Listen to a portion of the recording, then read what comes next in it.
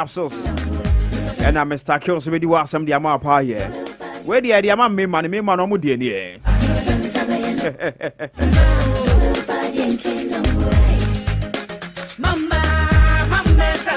Na deep say you see and corner na bomb money answer the moja mu hwemu ahodo nyina no. Wodi wani e betre ya friends diagnosis services. Okay. The sure na moja mu hwemu ahodo nyina. Yeah, they come pa e dia ma secret and confidential be antibe. For the shape be e one green light from us hope city wa pa na diamond na green light for woman. Your why your boy chima. Den pa gidi pa. Rani hwe moja mu ma. Saint Ignatius Eye Center. Eba ayani how you know so they are the best place to go, the best place to be. And no. And she shadows mommy. Okay. You were a Greenfield Quinus job. So we need to walk. Say yes, a quiet eye test to be out here. It's Saint Ignatius Eye Center. You were Dominas or Hinichan. All right, so for that, Nasa Sabre Yankona, Fadal, and for a sports update in the Emre. 45 minutes after 4 here, Sompa 98.9. For that, that's it. To pray. Bibi Aboko there. Okay. Check him, mammy. Once you want a bass and a dear video. Check him, mammy. A strike a big goose. I was what the man tell me? Oh, I check a crab. May you say, but download it, baby, but no check if you say, yeah. So how many of my was now area yeah. Now, so who can never be also dear Jay? Yeah, near your shade. Oh, yeah, near your shade. Oh, I sweating. Yeah, near your shade. Why? Yeah, near your shade. Today I know. I don't know how. When the very shardy, I know, she can't my other time. Say, can we check a crowd, at least. Jefferson come your bounce way. We are back, crass, and 2 years, them on Joe Musca. Yeah, me Joe Musca. Somewhere in Ipa. Okay, until TikTok handles now. Wishing man, baby, and I will Joe Musca. Oh, actually, no, because say birthday, dear, some pie, we should be in Nisca. Make our personal 1 hour. Or say, make our personal. oh, send me yamo moon so any birthday. So, Cassam may add from money there, then I know Sen Messi, I put in your mind in order. What I say, how would you mean can't James and May Jim be more brown to Yamishi? Yeah, that one they are very necessary. Because he and Yiska Sabri and Yiska, that you will catch us a more brat. And then in your film, they did this, and they will guess. Casago Mike, no mammy. Mrs. always show me the abandon out to the end, they will show them for free. Oh, abandon it, yes, a Jumana home. Oh, yes. There are some class of ladies, you know, the drama order they always show. Oh, and your class of ladies will be a. Say, any Panama may wear and quality I would deal for that person. Or a banner be my cramayaman. Yeah, or crackers and Menyama. Someone can't tell us a minion. Oh, yes. Well, most of them. Yes, so on your beyond a person in the picture to Abonti, you know that. And you'll be a person who say, no, and yes, I will before you'll be a person ordinary to be a social media. What is it? In this case, my specific medium. Yeah, someone can't just something found too. So if he posting you on my starter crowd, a problematic mommy. Because I was checking him up, he says, Jack, me post to brand and the boom for. Say. It's you do baby and post you. Oh, but it's you. It's you want say obi you know. One say at times would you be to say how do you control and yes, I'm a say. Me no wasem na e ka and person make us obi unim me. Yeah. And unim me not less than 10 years. Yeah. Because share more like that. Yes, yeah. So one I'm what station. At least you find saying oh you nim ya 10 years. Yeah. You know me. Yeah. It is tell me say no. Maybe our social media handle. Yeah. I will a lot of followers. Yeah. Now my birthday. Oh wish me. Should I come and tell you Jacob now wish me? And I say, oh, wish me, who is me? No, it's not like that. It's not like that. Once I did watch him or so chill. I drop bunches who to my Indiano. I drop bunch or say, oh, you were, I say, oh, you were a feeder them all. I drop man no careful so baby. I don't know about Jala. I don't know, but or near my dear, but maybe yes, a bit of a shop as I saw shall say it. But so I drop bunch my mean shop if you'll be. I'm told it's a wood here. Okay, so you're fast force in the brain. Oh, but more serious note, one say. Until you mean me found good table no some. Okay. Jay Brenna. Yeah. First salvation, Madaro, my name, Mom Kaka on Adaroma. If I Franco Freddy Munan, so Jam Giddy Pa. Until when I say, me to 5 saying. What time minutes prepared to finish? Oh, okay. By 5 o'clock. No, yes. Also, can you born any and no crack can be a mere delay, but one I'm there, may tear through the bending. Time no crowd, never be cry, Cascala. Say Hannah Hoye. Oh, okay. Yes. Oh, that maybe such a way like so. Oh, young Copadia, who young Copo, be how young Copase will be Sabia near Masico. So, Vivia come a dear and the faster than Manamina before we man. I any come a party and con. I'm sure. Okay, so any Juena Kajagumni and Quay. I'm sure. Sompa is next in the sports update. Fadal Ghandi Debre. Well, Sompa 98.9 FMSO and Embrason is your Nafi and I'm pray at a Sompa sports update. A Timmy at the Abrona and some outdona and now Yamu Aya Popano, Aya the Abrona or Somfo Fadal Ghandi to pay my Peledani Jordan and a Martinez and Ray at a Sompa sports update. A Timmy at the Abro na Yabese from Nafi, Yasho Suna saying, and so at me at the Amaudiana, Yadiasin. At the Emma Meso Fruit Drink, First Star Vision Enterprise, H Lab, and a battery scratch and win promo. Homina, Adarumana, Yatinasi, and then be at some passports update. It me at the Abrona, a busy form, na Yasho, some say at the Amaudiana, Yashas here, and so at the Afri Club, ya, Asante, Kotokobobo Kunun, Akachina Udwini, and so Hmupadia, and then on, not just a goalkeeper, your friend Ibrahim Danladi, had my club, ya, Sante Kotoko, and then some Udwana, at the Babe to Jana, or Hmupadia, or said this is in the air, or no bet my piano, had their boss Sante. Kotoko Bobo Kuno, na fe Kotoko Timno, at my fan to my pa Efrado, or no download Ibrahim, I promise no home, and so bit my dobe piano, not what boy am a Sante Kotoko Bobo Kuno, near Mansudan.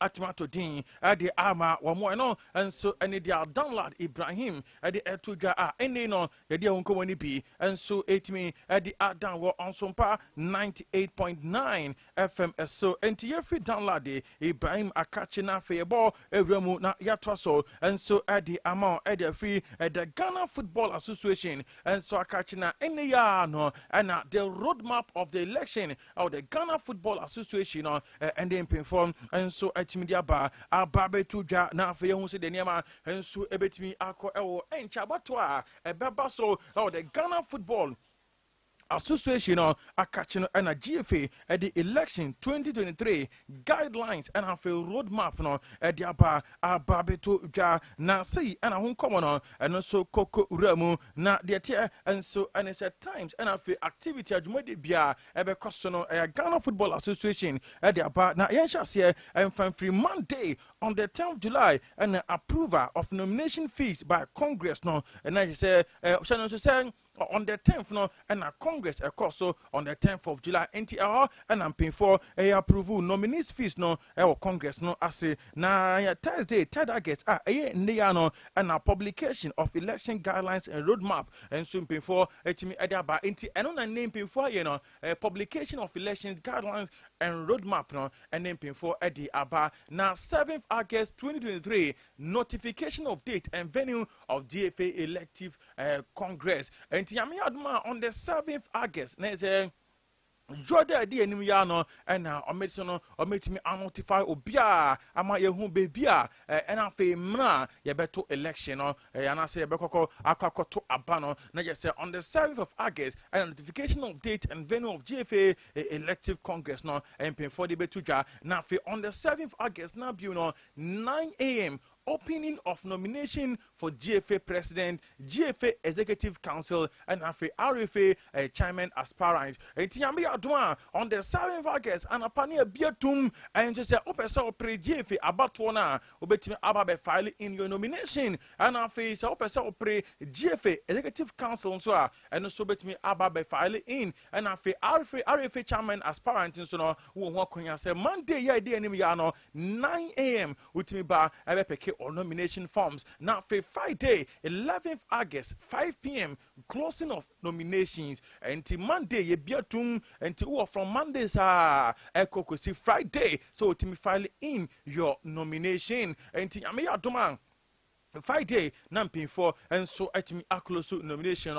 Now Friday now be 11th August 2023 notification of date and venue of elective congress for RFAs and the RFA for so baby on to maba and it be on to maba ne time on to maba no and so ya me adma Friday no and namping for everything there no so no ababe tuja na fe hu se sunyane be to ye de no and I say bon ha no be to ye de no e bia me kai last time I to be o ha no ye to no e was sunyane technical university and Tiabesa who say a hobby and a few way no Yabesa tono and I say him about cotono Yami adma 11th August and I bet me who say Biano now for Monday 4th August and I say Monday 14th August 2023 review of nomination forms and pay for Ebedisa Jumano now for Monday 21st August to Friday 25th August Verten pa and so it me akose ho and a bed no until on the 21st August to 25th August. Pay 14 say na fe 13 omunso etimi aye na fe on the 28th August so a publication of election committee decision until 13 kokoye no on the 28th August and am pay for ebetimi a publication of committee of 13 ye no decisions ahodo muteki no omatimi the announcement no and so etimi the aba na fe Thursday 31st August 2023 5 p.m. deadline for appeals against decision. And the vetting committee international decision already by on the 28th August no who say from 28th August no ABC 31st August no say oh appeals bia obesa oye about omu decision na omu dey aba to na just oba be appeal and so ewo no more na for Thursday 7th September final decisions on appeals no and also atimi aba be to na for Friday 8th September publication of qualified candidate until 8th September and I'm paying for ebetimi aba be publication of qualified candidate na for yehu omupotia ometimi aba be to so na for hun 7 and also atimi aba na yehu say asimesi na obenten and after going through the process no and paying for man kwan and she said, Wotimba Babe pre Jumadian Subi Ewo Econom. Now on the 27th of September, and so no elective Congress ebetimi akoso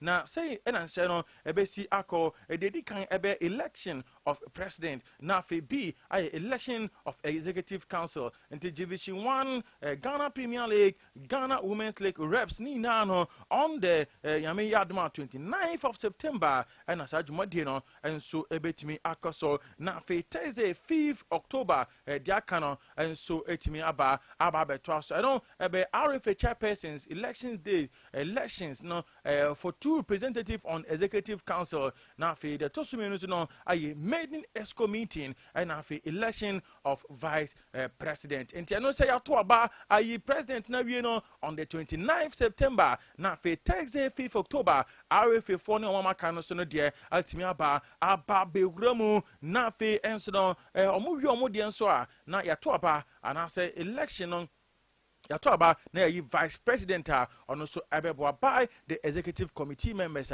almost no betimanya konya aba be wuramu honum na face 6 October the year 2023 and so no publication of election results on GFA website na for Friday 6 October 2023 notice for the DFA elections and district football associations no almost executive council ameto ho aba na for chairperson no and so matimi ato ho aba chair reps to RFA's Executive Council no and so ameto aba enti no ebeko so on the 6th of October na fe Monday 30th October to Friday 3rd November election for RFA and na fe Executive Council RFA no mo Executive Council no omo so beto aba na fe yesi do omo so ho hye don ebetimi akọ na fe Friday 10th November 2023 publication of RFA Executive Council elections results na jeje no so atimi aba so na fe Monday on the 13th of November 2023 opening of nomination for DFA chairperson positions and our Federation Football Association Executive Council. Now for Friday, 17th November 2023, a closing of nominations now and also atimiaba ababetoja and so our economy. Now, and you know, we the roadmap of the Ghana Football Association election, and also a bit me abaso so now for Monday 20th November review and for vetting of application document, and also now for 30th November and also no Obaberemu deadline for submission of list or delegates of the District Football Association Congress to regional AFAs. Now for Tuesday 5th December publication of election committee decision now.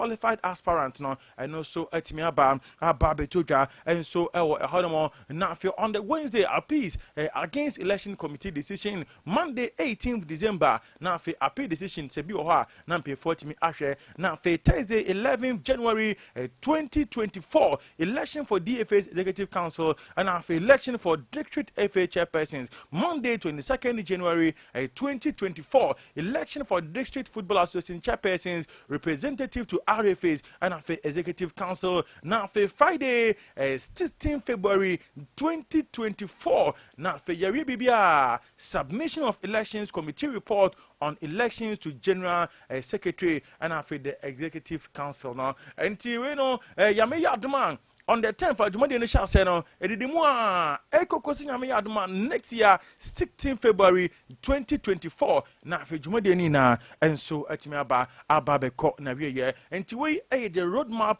from the election committee of the Ghana Football Association. Our Mbeshe Afigetima Twaba, na ye President Ahodo, and Afi RFA's name, Executive Council's name, Hano, Yetimashe Amasa Jumadino, and so Atimiaba live on Sompa 98.9 FM. So some past post update and I was so it was so ten camera fast that case any be and my betway and says scratch and promo no and so it was so cost one coin and so to me 10 million Ghana cedi na feni man so no it me to din at the man betway aviator promo no and so jana so enya grokra na the tier and so to me 100 Ghana cedi remu na fe instantly while in 10,000 Ghana cedi and so hanom Nanshano ultimate atodin at the amount and from the Ghana Football Association Honshano Yenram Kakrabi our Bobo Kwai Feno Accra so folk na fe Yantwason and so no and far and free honum na udwo ni chiremu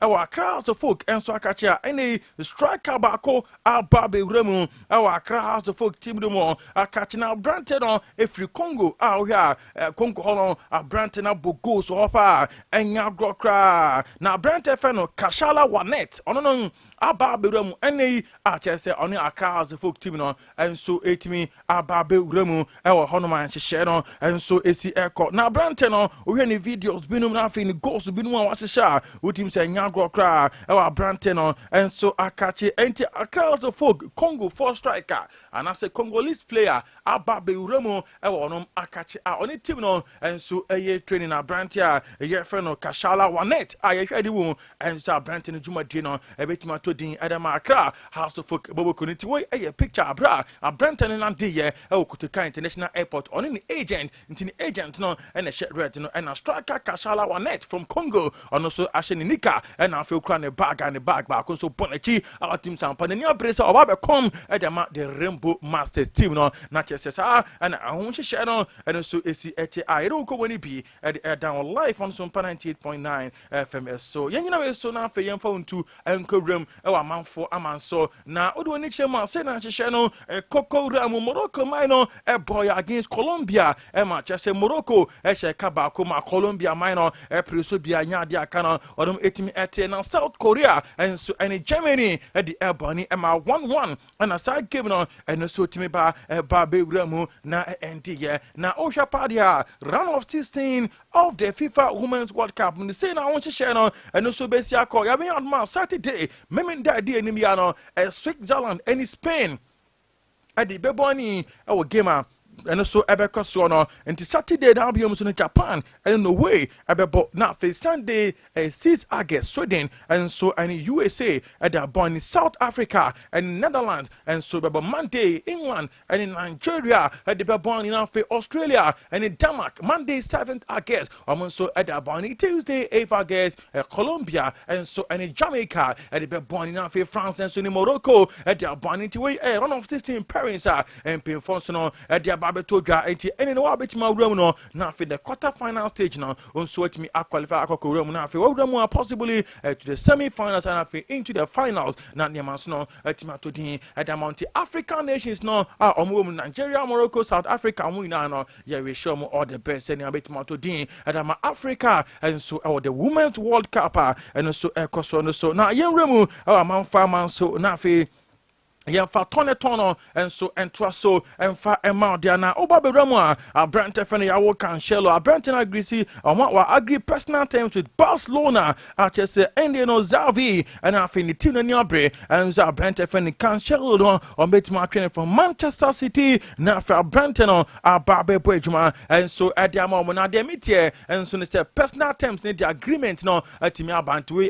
Fabrizio Romano and this report Barbe Tuja na Nudwani and so Echema Romelu Lukaku bowling game in Emma, Branton or Inter Milan or Bobokuno or Bonajuma, and so Edema Boboku Demitia, and so Chima Branton so any Juventus for agree personal terms. Are you possible, sir? Romelu Lukaku Kakakrabi, now Branton is no Ebuna Ketemu from Inter Milan, Aquaco Romo, and so our Juventus now for Branton or Aquaco Bejuma, and so our Hodoma and it die through her by don't come in be 8 at the Adam and I don't cover on at the airport. Branton, of course, in a kind at the Mount Fulham winger William Borges da Silva, a Branton Remo, Al Shabaab Bobokono, or one of Akasa now pay the Al Shabaab for the Cotubuno report. I'm here and so it's a pada Fulham for accepted building. Now, Kofana San revisit building or my revisiting as he said, the Omodia Banner, a lucrative, a portable sound, your party, Nessa Fulham for Bejatum, now for really and no Majano, I'm an Akako di Bojuma, and so Al Shabaab Bobokono or Saudi Arabia, and in important one,